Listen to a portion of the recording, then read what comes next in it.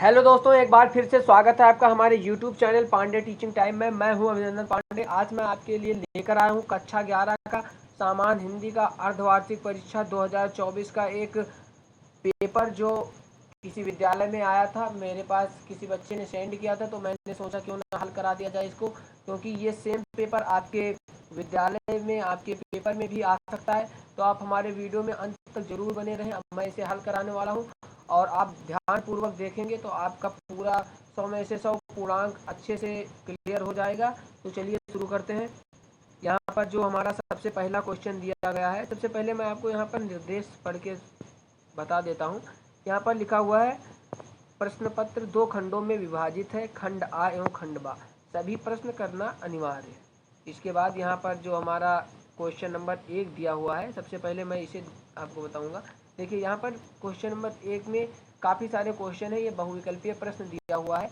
यहाँ पर साइड में लिखा हुआ है 10 गुणे 2 इक्वल टू 20।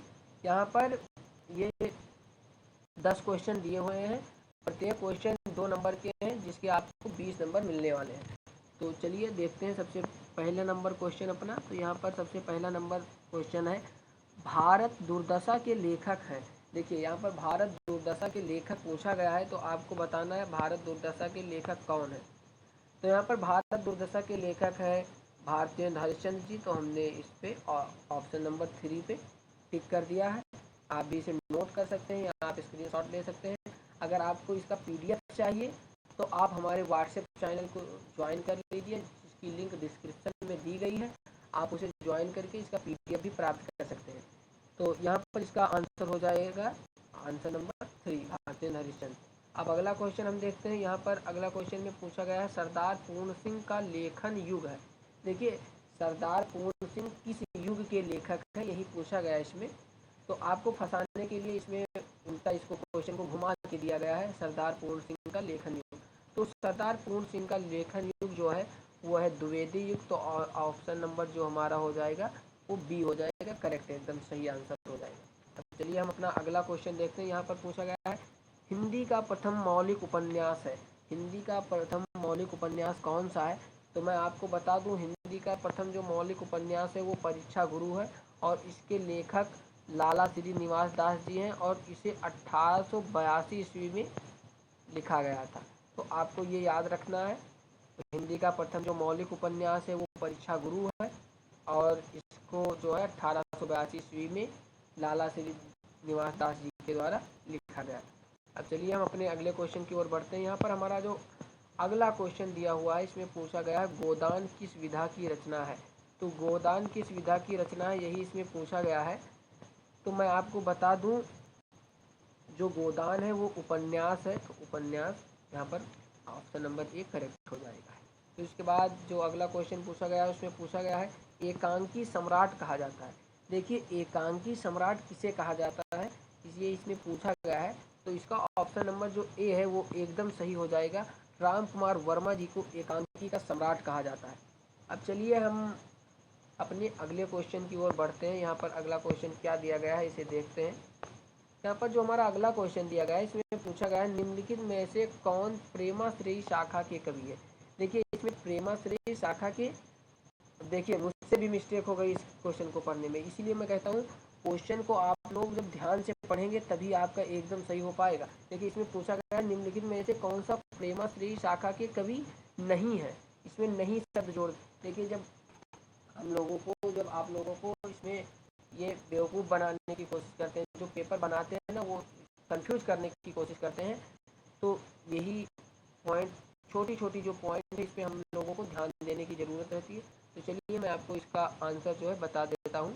तो इसमें जो सूरदास जी हैं, ऑप्शन नंबर जो बी हमारा हो जाएगा वो एकदम सही हो जाएगा। सूरदास जी प्रेमाश्रेयी शाखा के कवि नहीं है। तो चलिए अब अगले क्वेश्चन की ओर बढ़ते हैं। अगला क्वेश्चन में पूछा गया है, आदिकाल का एक नाम है। देखिए आदिकाल का एक दूसरा नाम हमें बताना है। तो आदिकाल को तो वैसे बहुत नाम से जानते हैं, लेकिन जो इस ऑप्शन में से है वो ऑप्शन नंबर बी हो जाएगा, सिद्ध सामंत काल। तो आदिकाल का दूसरा नाम हो जाएगा सिद्ध सामंत काल। अब चलिए हम अगले क्वेश्चन की ओर बढ़ते हैं। यहाँ पर अगले क्वेश्चन में हमसे पूछा गया है, विनय पत्रिका के कवि हैं। देखिए विनय पत्रिका किसके द्वारा लिखी गई है। यही इसमें पूछा गया है। तो इसका हमारा जो ऑप्शन हो जाएगा ऑप्शन नंबर 3, तुलसीदास जी के द्वारा विनय पत्रिका लिखी गई। चलिए हम अपने अगले क्वेश्चन की ओर बढ़ते हैं। और इसी के साथ अगर आपको वीडियो पसंद आई हो तो वीडियो को लाइक करिए और चैनल को तो सब्सक्राइब कर ही दिया होगा, मैं ऐसा आशा करता हूँ आपसे। तो अब ये देखिए इसमें क्या पूछा गया है। इस क्वेश्चन में हमसे पूछा गया है पृथ्वीराज रासो के रचनाकार कौन है। तो देखिए पृथ्वीराज रासो के रचनाकार इसमें पूछा गया है, तो इसका आप ऑप्शन नंबर 4 ठोक के आइएगा और एकदम सही हो जाएगा। चंद्र बरदाई जो है वो पृथ्वीराज रासो के रचनाकार है। फिर अगला क्वेश्चन में हमसे पूछा गया है अष्टछाप के कवियों का संबंध भक्ति काल की किस शाखा से है। तो अष्टछाप के जो कवि हैं इनका संबंध भक्ति काल के कृष्ण भक्त शाखा से है। तो ऑप्शन नंबर 3 एकदम सही हो जाएगा। तो ये थे हमारे 10 ऑब्जेक्टिव क्वेश्चन जो मैंने आपको करा दिया है। अब चलिए हम देखते हैं अपने क्वेश्चन पेपर में आगे की तरफ क्या दिया हुआ है। तो इसमें प्रश्न नंबर जो 3 में दिया गया है, इसमें दिया गया है दिए गए गद्यांश पर आधारित निम्नलिखित प्रश्नों के उत्तर दीजिए। देखिए ये 10 नंबर का क्वेश्चन आएगा। 5 क्वेश्चन इसमें से पूछे जाएंगे। आपको यहाँ पर दिख रहा होगा 1 2 3 4 5 क्वेश्चन ये दिए गए हैं। ये पाँचों क्वेश्चन 2-2 नंबर के हैं। तो ये आपको बुक में अगर आप गद्यांश पद्यांश जो है अभी पद्यांश का भी नीचे आएगा। तो ये जैसे गद्यांश आपने ये जो पढ़ा है यहाँ पर, आप अगर ये गद्यांश पढ़े हुए हैं तो आप इसका आंसर आसानी से दे देंगे। ये इसी में रहता है। और 1-2 क्वेश्चन जैसे पाठ का नाम लेखक का नाम पूछ लेगा तो ये आपको बताना रहेगा। तो आप अगर पाठ सही से पढ़े हुए हैं तो आप इसका आंसर आसानी से दे देंगे। इसके बाद जो देखिए इसका 2 क्वेश्चन आएगा यहाँ पर, अथवा में भी 1 क्वेश्चन दिया हुआ है। अगर आपको ऊपर वाला नहीं आता है तो आप ये नीचे वाला कर सकते हैं। उसके बाद यहाँ पर अगला क्वेश्चन दिया गया है दिए गए पद्यांश पर आधारित निम्नलिखित प्रश्नों के उत्तर दीजिए। देखिए मैंने अभी आपसे बताया था कि पद्यांश का भी अभी आएगा।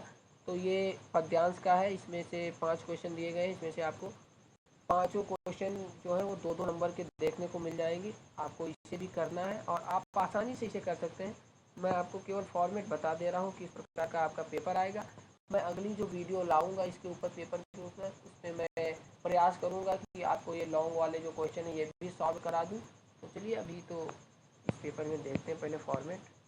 यहाँ पर जो 5वां नंबर क्वेश्चन है इसमें पूछा गया है निम्नलिखित में से किसी एक लेखक या कवि का साहित्य परिचय देते हुए उनकी प्रमुख रचना का उल्लेख कीजिए। देखिए इसमें इनका जीवन परिचय लिखना है और इनकी प्रमुख रचनाएं लिखनी है। तो आप किसी का भी लिख दीजिए। देखिए कबीरदास, सूरदास जी का और भारतेंद्र हरिश्चंद्र जी का, इनका तीनों का काफ़ी ज़्यादा इम्पॉर्टेंट है। तो आप इन तीनों का याद करिए। इन तीनों में से एक तो आपके पेपर में फंस ही जाएगा। फिर जो 6वां नंबर क्वेश्चन है इसमें हमें दिया गया है बलिदान कहानी का सारांश अपने शब्दों में लिखिए। देखिए बलिदान बहुत अच्छी कहानी है, आप इसे पढ़िएगा। और आप अगर पाठ बलिदान का पढ़ चुके हैं तो आप इसका सारांश जो है अपने शब्दों में बहुत आसानी से लिख सकते हैं और अपने एग्जाम में 10 नंबर आराम से पा सकते हैं। तो अब प्रश्न नंबर 7 देखते हैं। यहाँ देखिए प्रश्न नंबर 7 में आपको दिया रहेगा, इसमें क्या दिए जाएंगे, आपको एक संस्कृत का खंड दे दिया जाएगा और कहेगा संदर्भ सहित हिंदी अनुवाद लिखिए। तो ये भी आप अगर संस्कृत सही से पढ़े हैं तो आप लिख लेंगे, इसमें कोई दो राय नहीं है। चलिए मैं अगला क्वेश्चन आपको दिखा देता हूँ।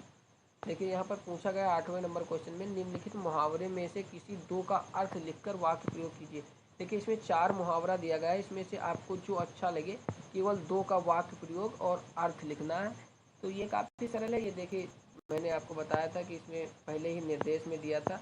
इसको 2 खंड में डिवाइड किया गया है। ये देखिए यहाँ पर खंड खा जो मैं इस समय आपको बता रहा हूँ, ये जो है ये खंड खा है। इसमें व्याकरण या यहाँ पर आप देख सकते हैं इसमें जो ये खंड खा है इसमें आपको व्याकरण और काफ़ी जो संस्कृत का पार्ट है ये आपको दिया रहेगा। तो अगला क्वेश्चन मैं आपको दिखा दूँ, एक सेकेंड। यहाँ पर जो है हमारा अगला क्वेश्चन कौन था, यहाँ पर ये था 9वां नंबर क्वेश्चन हमसे पूछा गया है। इसमें पूछा गया है निम्नलिखित शब्दों में से किसी 2 का संधि विच्छेद कीजिए। देखिए इसमें भी 4 आपको क्वेश्चन दिए हुए हैं। इसमें 2 का संधि विच्छेद करना है। संधि विच्छेद तो एकदम आसान है, आप कर ही लेंगे, मैं जानता हूँ। इसमें क्वेश्चन 9 में जो है ये काफ़ी पार्ट दिए गए हैं।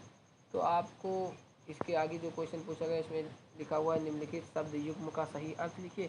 तो इसमें से सही अर्थ आपको लिख देना। उसके बाद निम्नलिखित शब्दों में से किन्हीं 2 के अर्थ लिखिए।